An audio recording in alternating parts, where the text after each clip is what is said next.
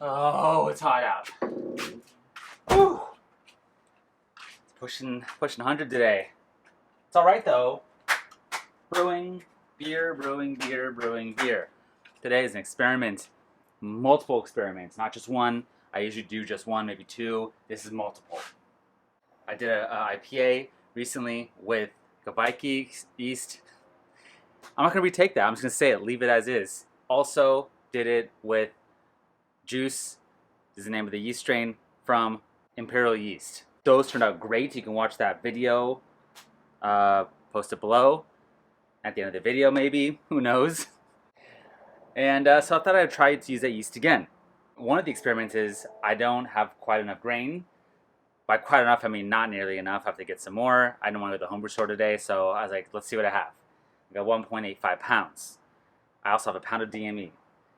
Per my calculations, that should get me to around 1040 post-boil. So this would be like a session pale ale, IPA sort of thing.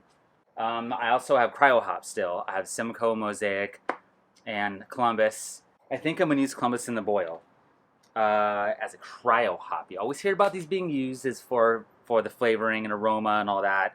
I'm going to use it for all the way through. Cryo hops all the way through. This is a cryo hop beer, bittering edition, and dry hopping. Curious to see what cryo hops make a difference in a boil. I have a feeling it won't make any difference. And the last experiment is I'm going to put the salts in the boil, not in the mash. Everyone puts it in the mash. It's very common. Helps with the pH balance with the calcium. But more importantly, it does help with the beer flavor. And yeast like some of it later on. So why not try it in the boil? I actually never done that before. I know I've even heard people adding it at kegging to add a little more flavor if it's not quite there, or if it's a little flabby, which is not a bad idea. I think my additions are like 90 ppm sulfate and 60 ppm of calcium chloride worth of salts. So one last sort of experiment within this is I will be using the Kveiki yeast, as I said, but when I fermented it last time, it was around 85 degrees Fahrenheit during the day, and it tasted great still. Now we're at like 90, I think the next week's supposed to be 90, 92, 93, as upwards of 95 some days. So 10 degrees hotter at times. Leave it out, see what I can push it to. Turns out horrible, it's a gallon, who cares? But I'm curious to see how high this can go before it turns maybe estery or off. I don't know. So a lot of stuff going on, a lot of sort of little experiments within one. Let's do this. Let's see how this turns out. Let's get the brew day going. And yeah, let's rock and roll.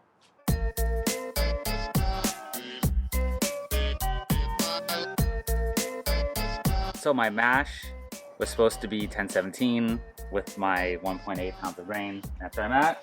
I'm gonna add a pound of DME and take a reading. So I'm at 1030 pre-boil with the DME addition. About right. No, hopefully around 1037, 1040 post-boil. So yeah, we're doing well. Rock and roll, doing our thing. All right, I'm about to come to a boil. Adding salts.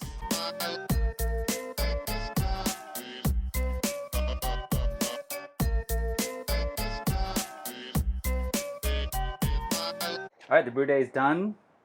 Pulled off my 2 gallons. Let's take the grabber reading. Right where it said it would be. It looks like 1038.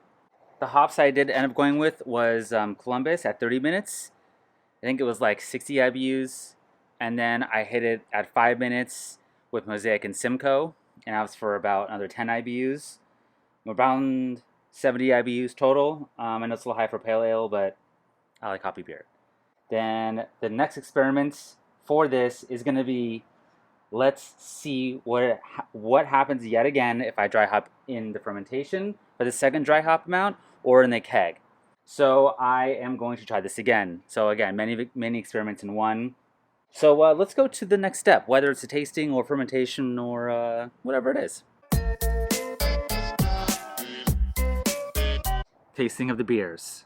On my left is the Juice one.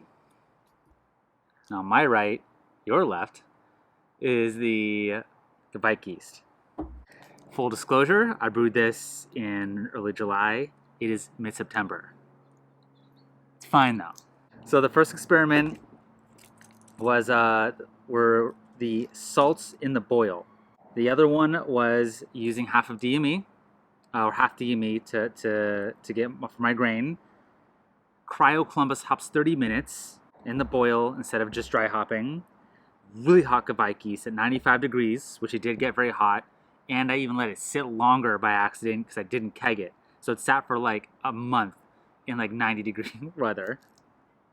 And then the Kavaik is dry hopped in the keg, and the juice is dry hopped in the carboy or the jug for me, transferred onto the keg after it dry hopped. Let's go. Let's get the tasting here. Let's go for it. Now these are old. I have to give some knock because they're just not gonna taste as good. The juice is watery, and that's not a age issue.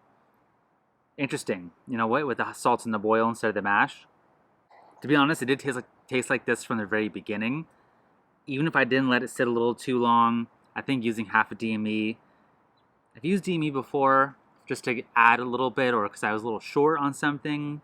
But as 100% on it, or even half, I have had some weird issues before. Granted, most of the time has been with sours and other stuff like that, but it's just not there. Bittering in the boil tastes fine to me in that bitter department. Nice straight bitterness there. And the aroma is definitely faded at this point, but it is there a little bit. It just tastes a little old, you know, and a little watery. Let's go with the Kavaik one.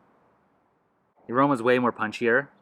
Again, dry hopped in the keg. I think it's the second time I've done that with dry hopped in the keg and one without, and it's been the same result. The dry hopped in the keg has been punchier, for what it's worth.